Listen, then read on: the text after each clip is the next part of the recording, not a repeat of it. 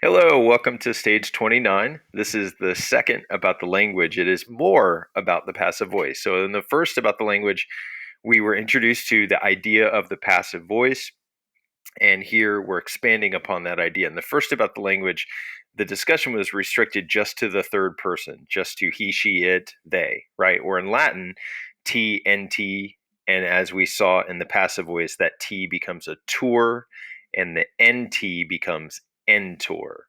Okay. In this one, we're going to expand that discussion to all of the persons and the numbers I, you, he, she, it, we, y'all, they. And it's still the same concept. And the hardest part about the passive voice is not the Latin. The Latin is actually really easy. It is the English. This is what you need to focus on. It is the English. Okay. So here we go. I find it extremely helpful for my students just to basically memorize these as models, as examples. When you have the active voice, he carries, or he is carrying, or she is carrying, right? So it's blanks or is, or maybe we could say they are carrying, they are blanking. That's in the present tense. We could say he does carry, she does carry, etc. But blanks or is blanking.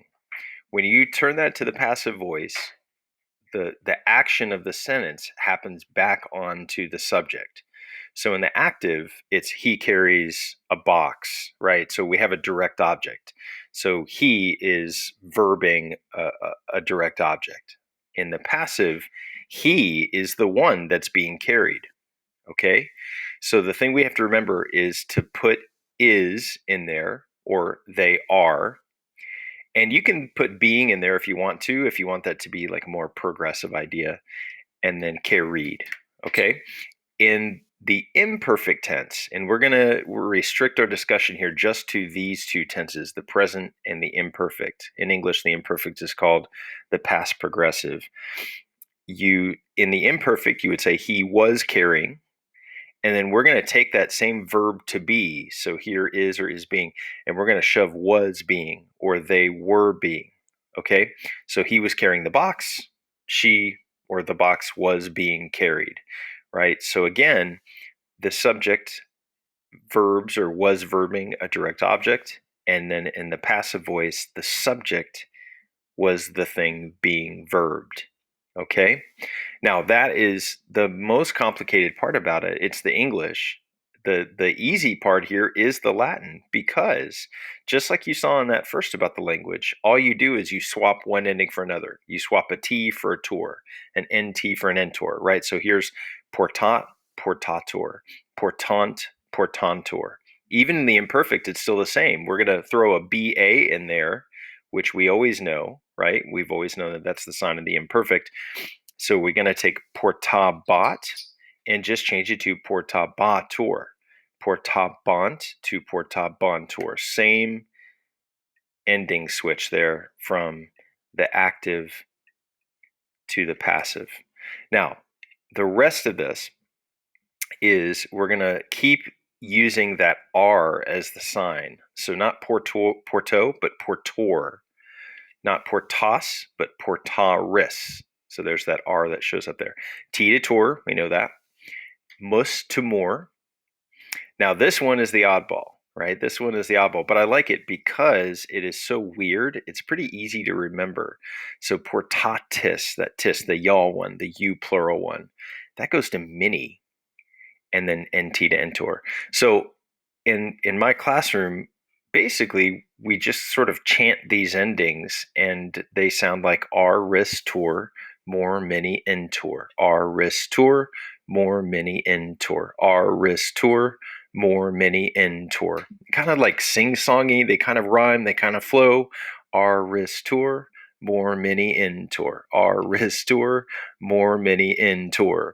Now, hopefully, I've got that in your brain, and you're not going to forget it, because that is applicable to both the present tense and the imperfect. We just swap out the endings. Now, notice portabam, so we're going to swap out the M here for the R, and the rest of it is the same here.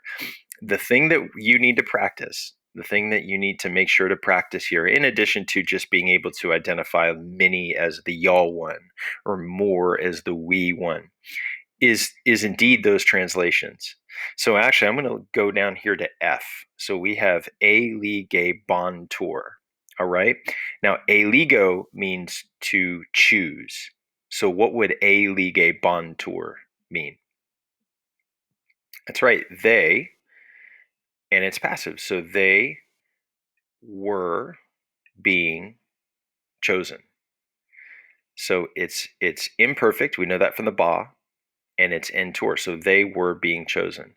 Now, vitabaris, vitare means to avoid. So what does this mean? Vitabaris. That's right. Okay, so again, imperfect tense there. And then ris is the you one, you singular. So you were being avoided. Let's try one more. Extrahibamor. So again, what does that mean? All right, imperfect again, ba. So was or were being. And extraho means to take out.